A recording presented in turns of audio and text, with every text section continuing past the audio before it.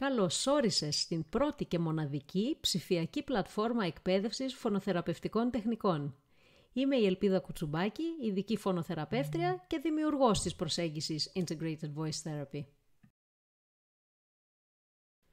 Σε αυτό το βιντεάκι απαντώ σε μερικές από τις πιο συχνές ερωτήσεις που δέχομαι σχετικά με την ειδικότητά μου. Συγκεκριμένα, τι είναι η φωνή, τι είναι η φωνοθεραπεία, πώς λειτουργεί και τι μπορεί να προσφέρει. Θα ξεκινήσω με το τι είναι η φωνή. Απάντηση η οποία εξαρτάται από ποια προοπτική θέλω να την προσεγγίσω. Αν την προσεγγίσω από τη σωματική της διάσταση, θα περιγράψω μηχανικά τη φωνή, ως ένα σύστημα από μύες, χόνδρους, νεύρα, αγκία και συνδετικούς ιστούς, που λειτουργεί χοντρικά όπως ένας προσεκτικά αριθμισμένος κινητήρας με γρανάζια, λουριά, λάδια, τροφοδοτικά καλώδια. Αλλά προφανώς δεν είναι ολοκληρωμένη αυτή η περιγραφή. Όλοι καταλαβαίνουμε ότι η φωνή είναι πολύ περισσότερο από τη μηχανική λειτουργία της. Αν σκεφτώ τη φωνή από τη συναισθηματική της διάσταση, εμπλουτίζεται πιο ωραία η περιγραφή μου. Ο καθένας θυμάται τη φωνή κάποιας ερμηνεύτριας που τον έχει συγκινήσει ή τη δική του φωνή που σπάει όταν μιλάμε θυμωμένα ή πώς αλλάζει όταν νιώθει κανείς στεναχωρημένος ή πάλι πώς ανοίγει και ελευθερώνεται όταν είμαστε ενθουσιασμένοι. Αντιλαμβάνομαι τότε τη φωνή σαν το μέσον έκφρασης του εσωτερικού μας κόσμου. Ως επιστήμονας, χρειάζεται σίγουρα να προσεγγίσω τη φωνή και από την εγκεφαλική ή νοητική της διάσταση. Διότι αντιλαμβάνομαι πως όλο αυτό το σύστημα των χόνδρων και των μυών και των νεύρων κτλ. Λαμβάνουν από κάπου εντολές προκειμένου να συντονίζονται και να ρυθμίζονται. Αυτός ο κεντρικός εντολέας είναι ο εγκέφαλος. Γνωρίζω πως αυτός όμως ο κεντρικός εντολέας σχετίζεται με όλες τις νοητικές μου λειτουργίες, οργανώνοντας όλες τις σκέψεις και τις ιδέες που θα εκφραστούν με τη φωνή, συνδέοντάς τες όμως και με τον εσωτερικό κόσμο των συναισθημάτων. Συνεπώς, η φωνή περιγράφεται σίγουρα και ως νοητική διεργασία. Οπότε, για να απαντήσω στο τι είναι η φωνή, χρειάζεται να συνδέσω αυτό το τρίπτυχο, διότι είναι τόσο αλληλένδετα η φωνή με το σώμα, το συναίσθημα και το νου. Και η φωνή εκφράζεται από μια ιδιαίτερα ευάλωτη ισορροπία και των τριών αυτών επιπέδων λειτουργίας του ανθρώπου.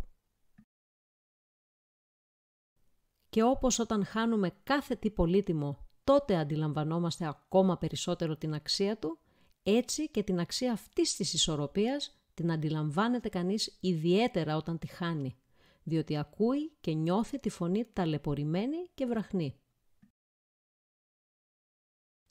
Δηλαδή, αυτή η ταλαιπωρημένη, βραχνή, η κουρασμένη φωνή, που δεν ανταποκρίνεται αποτελεσματικά στις φωνητικές απαιτήσεις, είναι ουσιαστικά το αποτέλεσμα κάποιας ανισορροπίας μέσα σε αυτό το τρίπτυχο. Το τρίπτυχο νους, σώμα, συναίσθημα.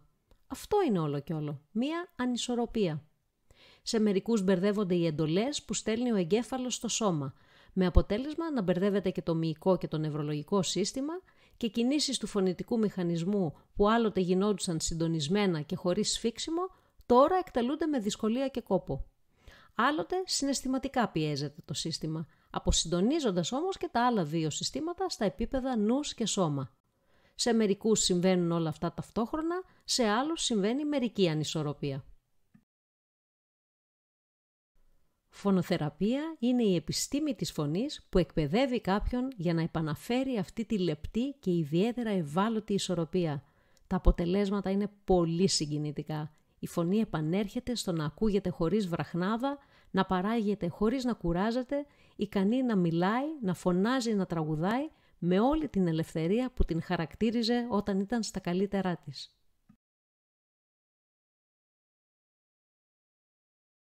Ακολουθούν δείγματα φωνής από 5 περιπτώσεις όπου θα ακούσουμε τα πολύ συγκινητικά αποτελέσματα της φωνοθεραπείας. Πρώτη, η περίπτωση ενός νεαρού δικηγόρου με διαγνωσμένη μονόπλευρη παράλυση φωνητικών χορδών μετά από θηρεοειδεκτομή. 1, 2, 3, 4, 5, 6, 7, 8, 9, 10. Και άλλη μία φορά από το 1 μέχρι το 5 με την ένταση που θα μίλαγες αν ήσουν μέσα στο δικαστήριο. 1, 2, 3, Μιχάλη, είναι η 14η συνεδρία μας. Μέτρα μου, σε παρακαλώ, πάλι από το 1 μέχρι το 10. 1, 2, 3, 4, 5, 6, 7, 8, 9, 10. Η φωνή του επανήλθε 100% και μπόρεσε να συνεχίσει κανονικότατα την επαγγελματική και βεβαίως την προσωπική του ζωή. Επόμενη η περίπτωση ενός νεαρού, ο οποίος είχε υποβληθεί σε θυροειδεκτομή 15 χρόνια πριν τον γνωρίσω εγώ, με τη φωνή που θα ακούσετε το πριν τη θεραπεία. Ο ίδιος δεν είχε δεχτεί να υποβληθεί σε δεύτερο χειρουργείο, το οποίο θα είχε σαν στόχο να τον βοηθήσει με την αναπνευστική του ικανότητα, θέλοντας να περιμένει μήπως κατάφερνε κάτι μελλοντικά, και τελικά έφτασε σε εμένα.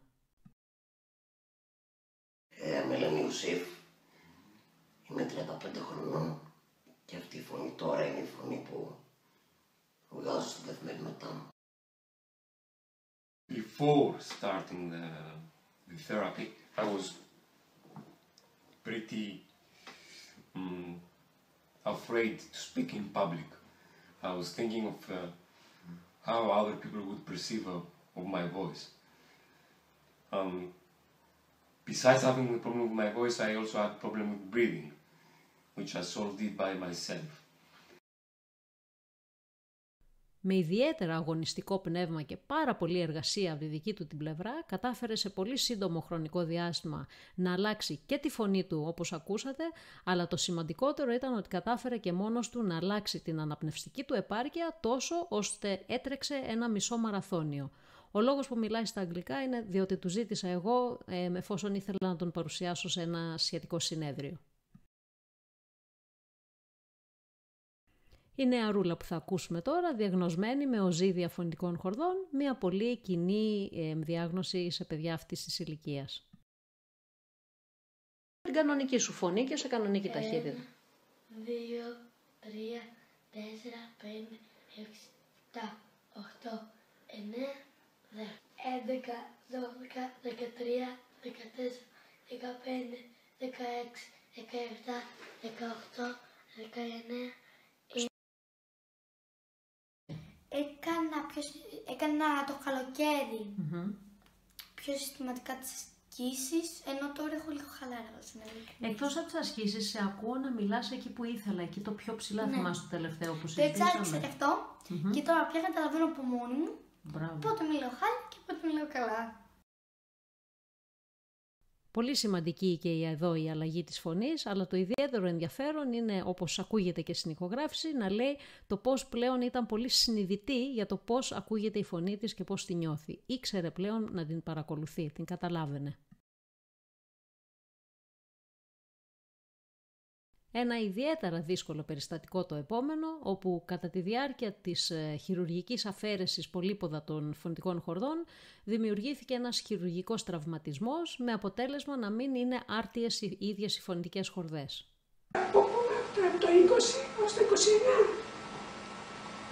και 20 και 21 και 22 και 23 και 24 και 25 και 26 και 27 και 28 και 29 και 30. Αισθανόμουν πάρα πολύ καλύτερα, τραγουδούσα και όλα, αλλά τώρα που έπαθα αυτό το ηνίωση, λιγάκι έχω βραχνιάσει. Κατά τα άλλα είναι μια χαρά. Σημαντικά βελτιωμένη η φωνή, παρά την προχωρημένη ηλικία της κυρίας, και σαφώς το αποτέλεσμα ήρθε λόγω της ιδιαίτερης επιμονής και υπομονής που έδειξε εκείνη απέναντι στο ασκησιολόγιο μας. Επίσης μια πολύ ιδιαίτερη περίπτωση όπου συνυπήρχαν ταυτόχρονα τραυματισμός της μίας φωνητικής χορδής από δεύτερο χειρουργείο αφαίρεσης δεύτερο πολύπαδα, ταυτόχρονα με εξωγενείς συνθήκες που δημιουργούσαν πολύ σημαντική ψυχογενή επιβάρυνση στη φωνή και γενικά στον ψυχισμό της κυρίας. Αισθάνομαι πολύ άνετα όταν μιλάω, όμως το μειονέκτημα είναι ότι δεν υπάρχει ήχος στη φωνή μου. Να μιλάω γενικά. Από την Παρασκευή βρίσκομαι εδώ, επισκέφθηκα τον κύριο όπου με βρήκε πάρα πολύ καλά. Δεν περίμενε τόσο καλό αποτέλεσμα σε ένα μικρό χρονικό διάστημα. Δίνει συγχαρητήρια του είπα ότι κάναμε και συνεδρίες μέσω υπολογιστή, μέσω Skype. Αλλά πάρα πολύ καλό, δεν το έχουμε σκεφτεί κι εμείς να εξετάζουμε έτσι τους. Και για αυτή την περίπτωση λοιπόν τα αποτελέσματα μιλούν μόνα τους και είναι συγκινητικές όλες οι περιπτώσεις για το πώς η φωνή άλλαξε πριν και μετά τη φωνοθεραπεία. Όλοι όσοι πετυχαίνουν αυτά τα συγκλονιστικά αποτελέσματα, επαναφέροντας τη φωνή τους σε ισορροπία και ανακτώντας την ελεύθερη και αβίαστη έκφραση των συναισθημάτων και των σκέψεών τους, έχουν διανύσει μαζί μου ένα ταξίδι σε αυτό το δρόμο το μακρύ. Και αυτό το ταξίδι το κάνουμε ως συνταξιδιώτες και όχι ως ασθενείς και θεραπεύτρια, διότι το όλο θέμα είναι να το δει κανείς έτσι, ως ζήτημα εξερεύνησης και όχι ως θεραπεία από κάποια ασθένεια. Διότι πρόκειται για ένα συναρπαστικό ταξίδι όπου ανακαλύπτει και αποκαλύπτει κανείς πολλά και ενδιαφέροντα στοιχεία του εαυτού του και των δυνατοτήτων του. Σε αυτό μας το ταξίδι έχουμε από 50% ευθύνη ο καθένας, ώστε να φτάσουμε μαζί στην επιτυχία της ανοιχτής και ξεκούραστης φωνής. Η δική μου ευθύνη είναι να δείχνω το δρόμο, να αναλύω βήμα-βήμα τι έχουμε να κάνουμε και πώς θα φτάσουμε, να εξηγώ τους τρόπους, να εκπαιδεύω με τις νέες τεχνικές, να περιμένω υπομονετικά μέχρι να μάθει ο καθένας με το δικό του ρυθμό, να ξεκινώ από την αρχή εφόσον χρειάζεται, υπογραμμίζοντας εκεί την αναγκαιότητα της υπομονής και σίγουρα της επιμονής.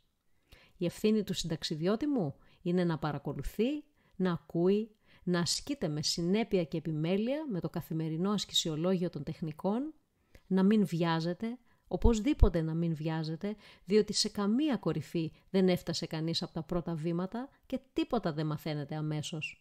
Οπότε χρειάζεται να παρατηρεί τις αλλαγές της φωνής που κατακτάει αργά και σταθερά.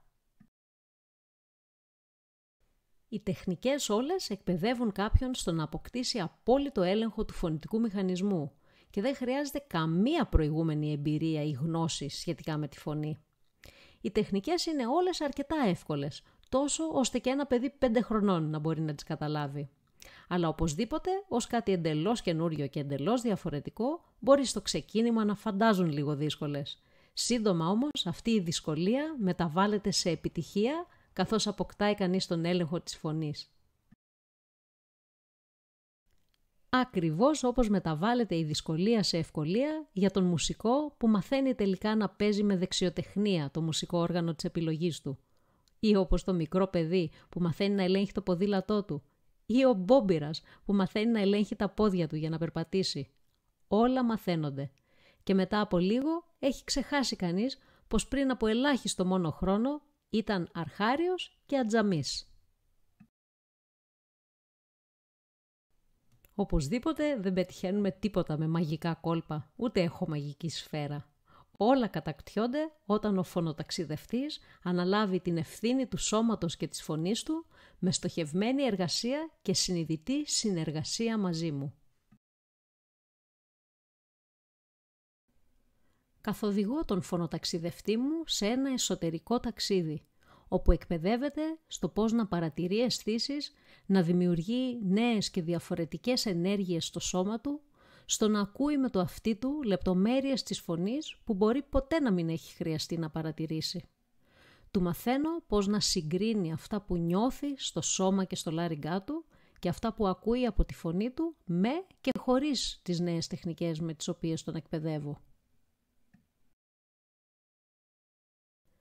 Προοδευτικά το σώμα, ο λάριγκας αλλά και ο νους αντιλαμβάνονται πως εφαρμόζοντας αυτές τις νέες τεχνικές η φωνή ακούγεται πλέον χωρίς βραχνάδα και ξεκούραστα.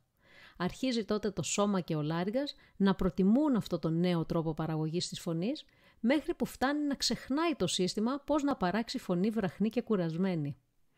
Αυτή η μετάβαση από την παλιά στην καινούρια φωνή γίνεται αργά και σταθερά. Χρειάζεται από μερικές εβδομάδες έως μερικούς μήνες για να αποκατασταθεί η φωνή, αναλόγως πάντα την ατομική και συγκεκριμένη περίπτωση του κάθε ατόμου. Αλλά σε γενικές γραμμές αυτή είναι η χρόνη μας. Μέχρι που τσουπ, μία μέρα όλα έχουν αλλάξει. Η φωνή έχει επανέλθει και υπάρχει η αίσθηση της απόλυτης ελευθερίας και ευκολίας. Και κατά κοινή ομολογία όσων έχουν διανύσει επιτυχώς αυτόν τον δρόμο τον μακρύ, λένε πως έχουν μάθει, έχουν καταλάβει, έχουν βάλει σε νέα ιεραρχία τις επιλογές και τις ανάγκες της φωνής τους, του σώματός τους και πολλοί ακόμα και της ζωής τους. Έχουν δηλαδή γίνει κυβερνήτες της φωνής και μπορούν πλέον να την ελέγχουν για κάθε φωνητική απέτηση.